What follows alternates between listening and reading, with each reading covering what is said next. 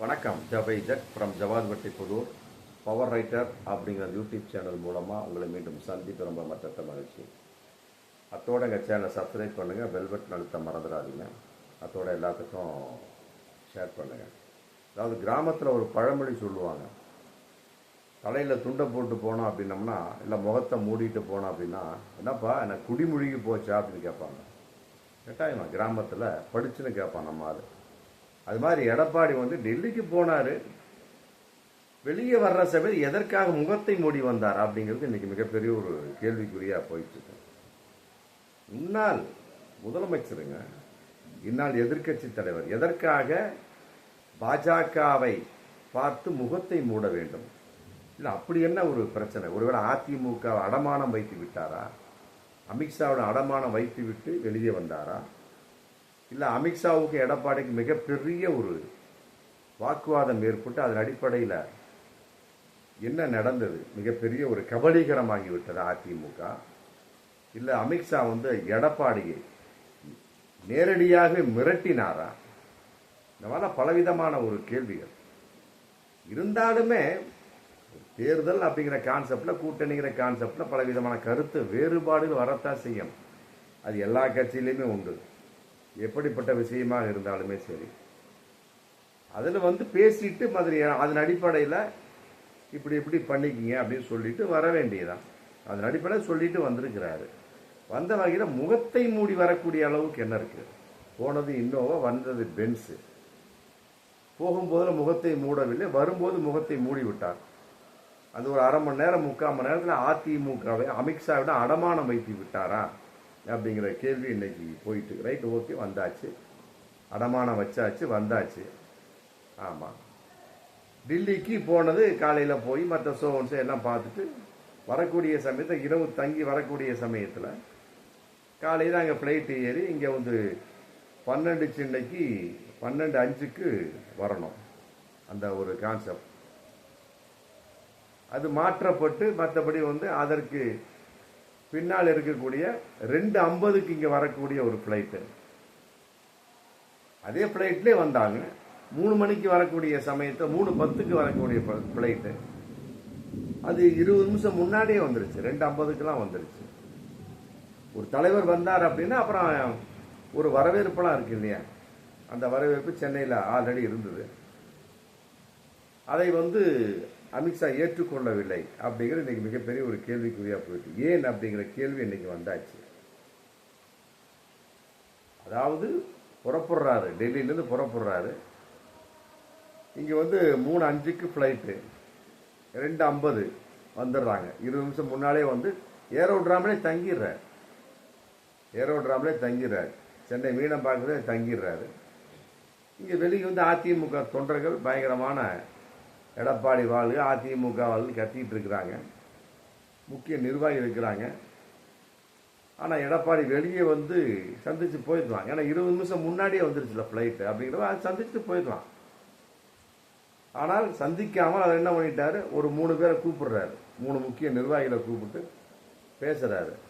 உள்ள சிறப்பு பாஸ் கொடுக்கப்பட்டு அவங்க உள்ள போறாங்க. பேசக்கூடிய சமயத்தில் சில இடத்துக்கு அவர் சொல்றாரு. அப்புறம் திருப்பி 3 பேர் வந்துடுறாங்க. வந்தவுடனே கூட்டம் கலைகிறது. அதிமுக தொண்டர் கலைஞ்சு போறாங்க, சோகத்தோடு கலைஞ்சு போறாங்க என்பதெல்லாம் விட ஏமாற்றத்தோடு கலைஞ்சு செல்கிறார்கள். அவளை முடிஞ்சு போச்சு. மற்றபடி அங்கே உட்காந்துருந்து 3:50க்கு ஃப்ளைட்டு, 3:50க்கு ஃப்ளைட்டு.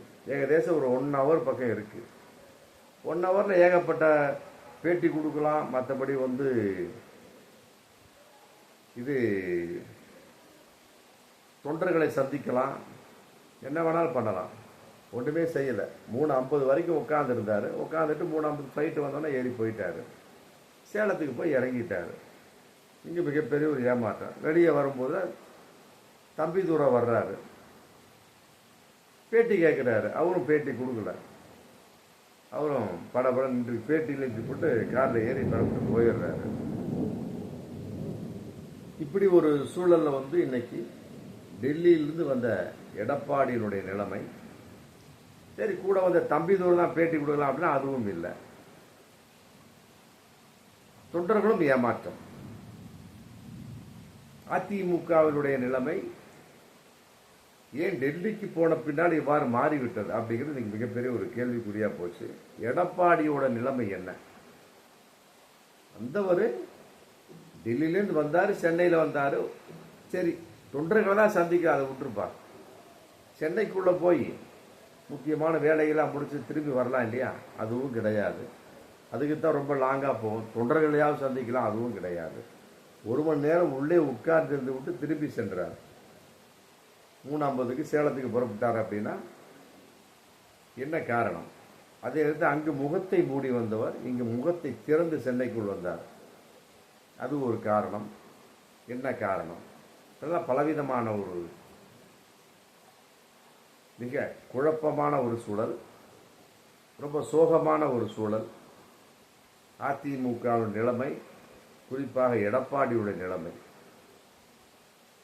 அதிமுகவை அடமானம் வைத்து விட்டார் அப்படிங்கிற மிகப்பெரிய ஒரு தகவல் இன்னைக்கு. கட்டாயமாக அமித்ஷா மிரட்டி விட்டார் அப்படிங்கிற ஒரு தகவல். இந்த இரண்டில் எது அப்படிங்கிறது இன்னைக்கு மிகப்பெரிய ஒரு கேள்விக்குறியா போயிட்டு இருக்கு. அதிமுகவை அடமானம் வைத்தது ஒரு பக்கம் இருந்தாலும் எதற்காக அமித்ஷா மிரட்டினார் அப்படிங்கிற ஒரு கேள்வி இருக்கு. போகும்போதுல சிரித்த முகத்தோடு எடப்பாடி சென்றவர், வரும்போதுல முகம் தொங்கிய நிலையில், முகத்தை மூடிய நிலையில் பறக்கிறப்ப அவங்களுக்கு அதிமுக தொண்டர்கள் என்ன நினைப்பார்கள், குறிப்பாக தமிழக மக்கள் என்ன நினைப்பார்கள் அப்படிங்கிறது இன்னைக்கு மிகப்பெரிய ஒரு கேள்விக்குறி. அதன் அடிப்படையில் இன்னைக்கு அதிமுக தொண்டர்கள் மத்தியில் மிகப்பெரிய ஒரு குழப்பம். கட்சியின் நிலைப்பாடு என்ன? மிரட்டப்பட்டார் என்பதை எல்லாம் விட அவர் எவ்வாறு அந்த 20 நிமிடங்களை சந்தித்தார் அப்படிங்கிறது மிகப்பெரிய ஒரு பூதாகரமான ஒரு கேள்வி அன்னைக்கு போயிட்டு இருக்கு. என்ன நடந்திருக்கும்? பாஜகவை பத்தி உலகமே தெரிஞ்ச விஷயம், குறிப்பாக இந்தியா கபலீகரம் செய்து விட்டார்கள் அப்படிங்கிற ஒரு மிகப்பெரிய ஒரு விஷயம். இருந்தாலும் எடப்பாடியுடைய பேச்சு எந்த அளவுக்கு இருந்தது, ஸ்ட்ராங்கா சொல்லியிருக்கிறார். ஆமா, 3 பேர் அதான் பிரச்சனை தான். இந்த பஞ்சாயத்து ஒன்றும் முடியாம இருக்கு, இத்தோடு இது முடிய போகிறதா அப்படிங்கிறதும் தெரியல. அதையும் சொல்லியிருக்கிறார். நான் மீண்டும் சென்னைக்கு வருவேன், சென்னைக்கு வந்ததுக்கு பின்னால பார்த்துக்கலாம் அப்படின்னு சொல்லியிருக்கிறார். அதுலேயும் குறிப்பாக அண்ணாமலை பற்றி ஏகப்பட்ட ரிப்போர்ட் சொல்லியிருக்கிறார். யாரு? எடப்பாடி. ஒன்றும் இல்லைங்க, அது உட்கட்சி விவகாரம், அதை நான் பார்த்துக்கிறேன் அப்படின்ட்டார். முடிஞ்சு போச்சு. அதன் அடிப்படையில் அண்ணாமலைக்கும் மிகப்பெரிய ஒரு வில்லங்கம் காத்திருக்கு. கட்சியை விட்டு சுத்தமாக நீக்கப்பட்டு விடலாம் அப்படிங்கிற மிகப்பெரிய ஒரு விஷயம் இன்னைக்கு போயிட்டு இருக்கு. சுத்தி முத்தியும் நயினார் நாகேந்திரன் மேலையும் மற்றபடி மற்ற விஷயங்கள் மேலையும் நிர்மலா சீதாராமன் மேலையும் அண்ணாமலையினுடைய வெளிப்பாடு ரொம்ப ஸ்ட்ராங்கா இருக்கு. அப்ப கட்சியை விட்டு நீக்கப்படக்கூடிய ஒரு விஷயத்துல அண்ணாமலை இருக்க மிகப்பெரிய ஒரு திட்டம் அமித்ஷா தீட்டி இருக்க வாய்ப்பு இருக்கு. மற்றபடி இதையெல்லாம் போட்டு கொடுத்தது ஆரம்பத்தில் செங்கோட்டையன், பிறகு நயினார் நாகேந்திரன், இப்போ எடப்பாடி பழனிசாமி. முடிஞ்சு போச்சு. என் அடிப்படையில் வரும் காலங்களில் அதிமுகவுடைய நிலைமை, அண்ணாமலையினுடைய நிலைமை, அப்புறம் அடுத்து அமித்ஷா நான் பின்னால சென்னைக்கு வர்றேன் அப்படிங்கிறப்ப அதனுடைய நிலைமையில் கட்டாயமாக இப்படிப்பட்ட கேள்விகளுக்கெல்லாம் நமக்கு பதில் தர நிறைய வாய்ப்பு இருக்கிறது. பார்ப்போம் மீண்டும் அடுத்த வீடியோ. நன்றி.